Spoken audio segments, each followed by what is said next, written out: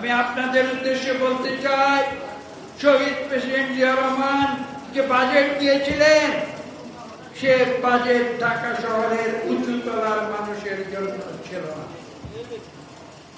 সেই বাজেট ছিল বাংলাদেশের কেটে খাওয়া তৃণমূলের গ্রামে গঞ্জের মানুষের।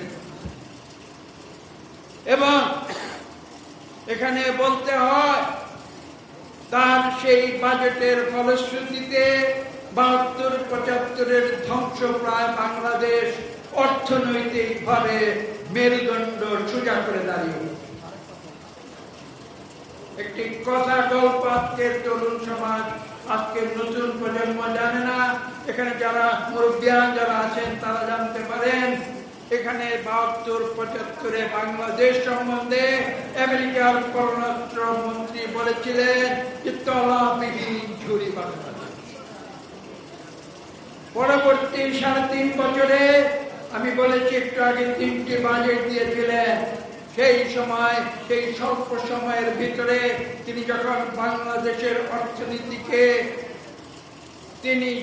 মুক্ত বাজার অর্থনীতিতে রূপান্তরিত করেন, এদেশে যখন তিনি গার্মেন্টস শিল্পের সূচনা করেন, এদেশে যখন তিনি বৈদেশিক মুদ্রার প্রবাহ সৃষ্টি করেন, বিদেশে আমাদের কর্মজীবীদের প্রেরণ করে, তার মাধ্যমে তিনি বাংলাদেশের রূপান্তরের পরে সেই আমেরিকা কি বলেছিল?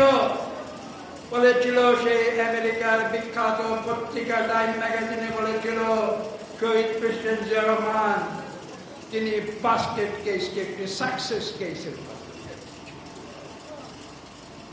আজকে জিয়া রহমানের এই মুহূর্তে এসে তার জীবনী আলোচনা করতে গিয়ে আজকে নতুন প্রজন্মকে সেই সত্যগুলো জানাতে হবে।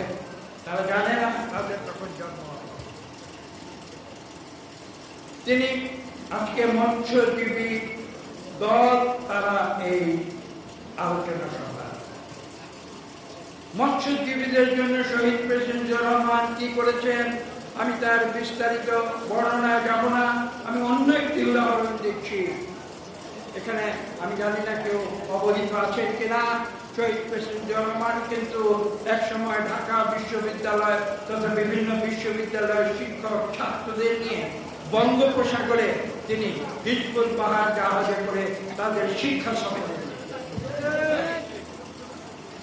এবং সেই শিক্ষা সফরে তিনি ছাত্র শিক্ষকদের বলেছেন, এই বঙ্গোপসাগরে যে মৎস্য সম্পদ রয়েছে, আমরা যদি তার সঠিক ব্যবহার করতে পারি তাহলে বাংলাদেশের অর্থনৈতিক চেহারা। আজকে সেই কথাগুলো নতুন প্রজন্মকে জানতে